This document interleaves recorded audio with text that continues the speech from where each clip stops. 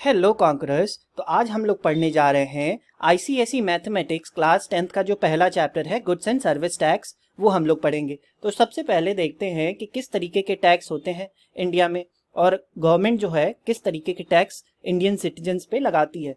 तो दो तरीके के टैक्सेस होते हैं, एक होता है डायरेक्ट टैक्स, एक होता है इनडायरेक्ट टैक्स।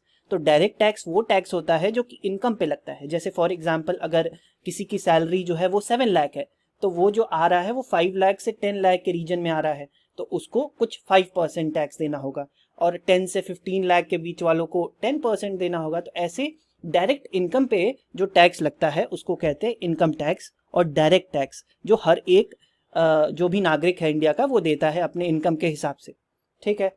और इनडायरेक्ट टैक्स क्या होता है? इनडायरेक्ट टैक्स वो टैक्स होता है जो कि कंज्यूमर पे करता है सर्विस या फिर गुड्स के लिए। अब कंज्यूमर क्या होता है? जैसे हम और तुम, जैसे हम चॉकलेट खरीदे या फिर चिप्स खरीदे, तो हमने क्या किया, हमने कंज्यूम किया ना उस गुड को। वो गुड है, चिप्स और जो भी है वो गुड है, तो उसको हम लोगों ने कंज्यूम किया, तो हम लोग कंज्यूमर बन गए, ठीक है। तो हम लोग उस पर टैक्स देते हैं, तो ये हो गया इनडायरेक्ट टैक्स, ठीक है। इनडायरेक्ट टैक्स सेल्स टैक्स हो गया, एंटरटेनमेंट टैक्स हो गया। जो पहले होता था ना कि जब हम लोग मूवीज देखने जाते थे तो एंटरटेनमेंट टैक्स लगता था उसके लिए। सर्विस टैक्स कहाँ पे लगता था? रेस्टोरेंट में लगता था सर्विस टैक्स, कि हाँ हम लोगों ने कुछ खाना खाया तो सर्विस टैक्स देना पड़ेगा।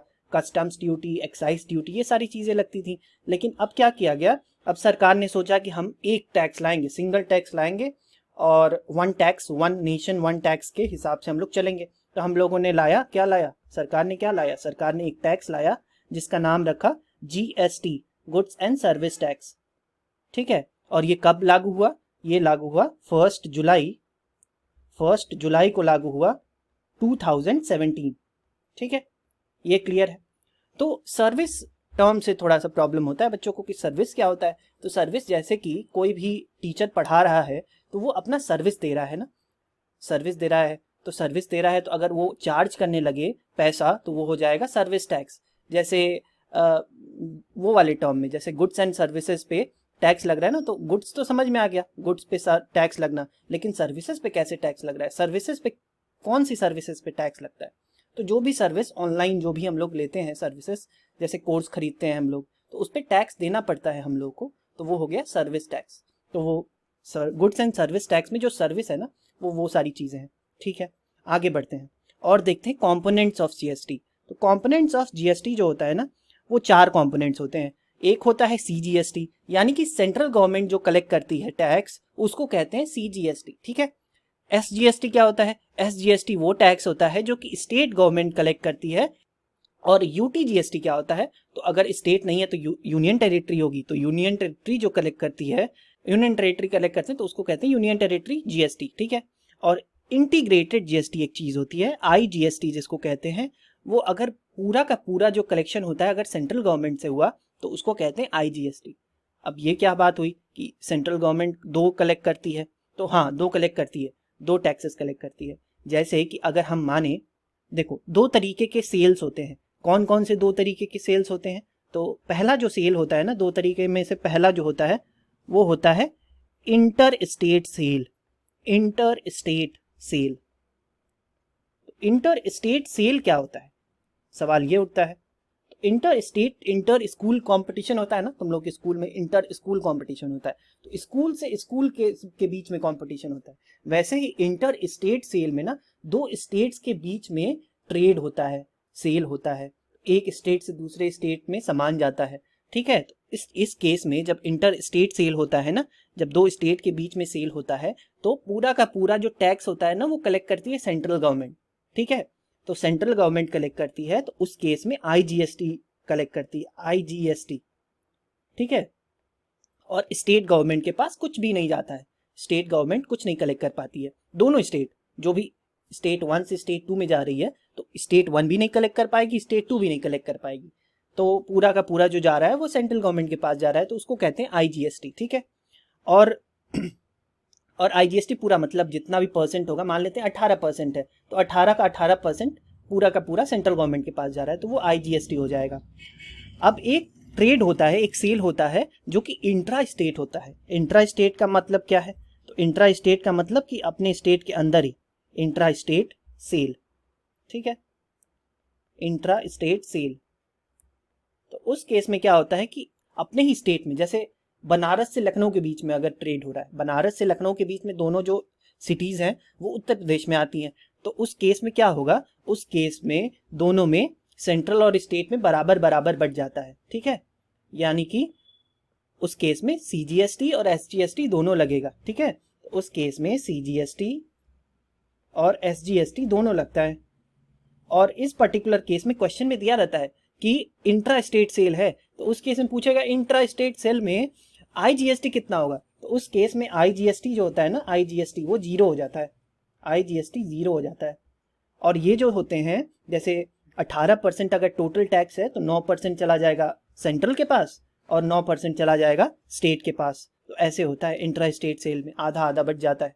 तो सेंट्रल भी ले लेती है और स्टेट भी ले लेती है। तो स्टेट को कब GST मिलती है, जब उसके ही सिटीज में, उन दोनों सिटीज के बीच में अगर ट्रेड हो, तब स्टेट के पास पावर होती है GST कलेक्ट करने की, ठीक है।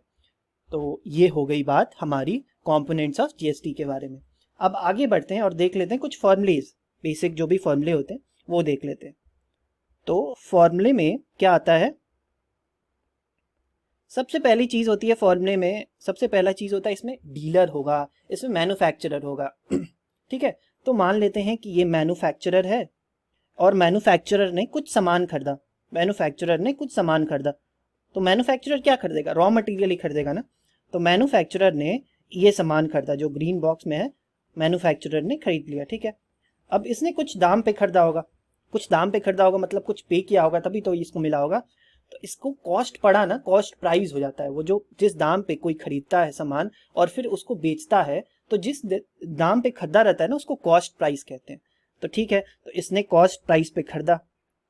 अब इसने रॉ मटेरियल खरीदा होगा, मतलब मैन्युफैक्चरर है तो रॉ मटेरियल खरीदा होगा, तो वो जो है रॉ मटेरियल खरीदने का कुछ टैक्स देगा, किसी रेट पे GST देगा। तो उसको कहते हैं, ये अपना GST देता है, एक GST ये देता है रॉ मटेरियल खरीदने पे, और उसको कहते हैं क्या, उसको कहते हैं इनपुट GST, उसको कहते हैं इनपुट GST, ठीक है। उसने इनपुट GST दिया और उसने इनपुट GST मान लेते हैं कि R1% पे दिया, क्योंकि डिपेंड करता है कि क्या सामान आप खरीद रहे हैं उस पर GST डिपेंड करता है। तो इसने क्या किया, मान लेते हैं ये फर्नीचर बना रहा है, मैन्युफैक्चरर जो है वो फर्नीचर बनाता है, फर्नीचर मैन्युफैक्चर करता है। तो उसको लकड़ियां खरीदनी होंगी ना, तो लकड़ियां खरीदेगा तो वो किसी कम दाम पे, मतलब इसका जो GST होगा ना वो कम दाम, वो कम होता है, तो R1% हो गया। तो इनपुट GST जो हो गया वो R1% उसने दे दिया किसको, जो लकड़ियां बेच रहा है, एकदम टूटी फूटी लकड़ियां बेच रहा है उसको दिया R1% पे GST। अब उसका जिम्मेदारी हो गया, जो ये बंदा है ना, अब GST कलेक्ट करना तो कलेक्ट तो कर रहा है लेकिन जमा करना पड़ेगा गवर्नमेंट के पास। तो ये वाला जो इनपुट GST की जिम्मेदारी है ना, वो किसके पास चली गई है, वो जो लकड़ियां टूटी फूटी लकड़ियां बेच रहा है उसको जाके कलेक्ट देना पड़ेगा गवर्नमेंट को, ठीक है। तो इनपुट GST जो होगा R1% वो मैन्युफैक्चरर देगा किसको, किसको देगा, वो लॉग जो बेच रहा है, लॉग्स ऑफ वुड्स जो बेच रहा है, और किस पे देगा, वो कॉस्ट प्राइस पे देगा। तो हम कह सकते हैं क्या कि इनपुट GST जो लगती है वो कॉस्ट प्राइस पे लगती है। तो इनपुट GST जो लगती है वो लगती है कॉस्ट प्राइस पे ऑन CP, ठीक है। और वो कितनी होती है, दिस इज इक्वल टू, ऐसे इक्वल टू बना देते हैं, this is equal to R1 divided by, मतलब अगर रेट परसेंट को फ्रैक्शन में कन्वर्ट करना है ना तो उसको डिवाइड कर देते हैं 100 से, तो divided by 100 multiplied by cost price, क्योंकि ये कॉस्ट प्राइस पे लगती है इनपुट GST। तो कॉस्ट प्राइस मान लेते हैं, कॉस्ट प्राइस बाई CP मान लेते हैं। अब इसने क्या किया, एक चीज होती है लिस्ट प्राइस या फिर मार्क प्राइस। तो लिस्ट प्राइस या फिर मार्क प्राइस क्या होता है, जिसपे मार्क करता है मैन्युफैक्चरर कि हम इस पे बेचेंगे, डीलर को या फिर किसी को ट्रेडर को हम इस पे बेचेंगे। तो मार्क प्राइस हो गया, एक मार्क प्राइस हो गया या फिर लिस्ट प्राइस, लेकिन मार्क प्राइस ज्यादा टर्म यूज होता है। और कुछ डिस्काउंट देता है इस सामान पे, इस सामान को बना दिया वो बना दिया, मतलब सोफा बना दिया, जैसे फॉर एग्जांपल ये सोफा बनाया है उसने, ऐसे बैठने के लिए सोफा बना दिया, तो उसको मार्क प्राइस कुछ दिया, उसको दाम दिया, तो मार्क प्राइस बनाया तो उस पर डिस्काउंट देता है कि हाँ हम डिस्काउंट भी दे रहे हैं, हम कुछ % डिस्काउंट भी दे रहे हैं, ठीक है। तो डिस्काउंट बनाया तो उसने डिस्काउंट, एक टर्म आ गया डिस्काउंट, ठीक है। अब डिस्काउंट पे ये क्या करेगा, डिस्काउंट दे देगा, कुछ मार्क प्राइस किया रखा कि हाँ मार्क प्राइस इतना होगा और डिस्काउंट इतना % बना दिया, फिर वो सेल करेगा, तो सेलिंग प्राइस होगा उसका, जिस दाम पे वो सेल कर रहा होगा, मार्क प्राइस माइनस डिस्काउंट, और तो उस प्राइस पे वो बेच रहा होगा।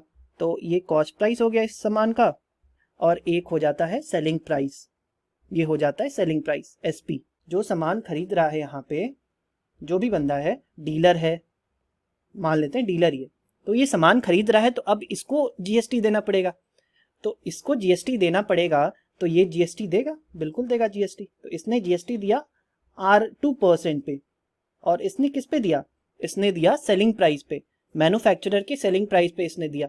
तो ये हो जाता है क्या, इसको कहते हैं आउटपुट जीएसटी।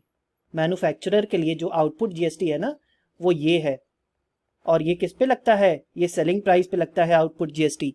और ये हो गया कितना, ये हो गया R1, ये R2 पे लग रहा है, R2% है, तो R2 डिवाइडेड बाई 100, R2% को अगर फ्रैक्शन में कन्वर्ट करना है तो डिवाइड बाई 100 करना पड़ता है, मल्टीप्लाइड बाई ये सेलिंग प्राइस पे लग रहा है, तो सेलिंग प्राइस हो गया।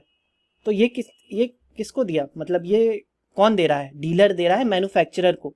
अभी मैन्युफैक्चरर ने कितना दिया था, जो लॉक्स बेच रहा था, जो लकड़ियां बेच रहा था, उसको कितना दिया था, उसको इतना दिया था, और मैन्युफैक्चरर को कितना मिल गया, उसको इतना मिल गया। और हमको पता है कि R1 जो होगा वो छोटा ही होगा, R1 मान लेते हैं अगर 5% होगा तो R2 होगा 10%, ठीक है। तो इसको इसके पास पैसा आ गया ना, थोड़ा एडिशनल पैसा आ गया जीएसटी के फॉर्म में।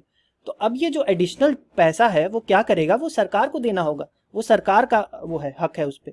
तो हम लोग फाइन कर लेते हैं, हम लोग क्या फाइन कर लेते हैं कि amount paid as GST, amount paid as GST by manufacturer is equal to क्या, output GST minus input GST,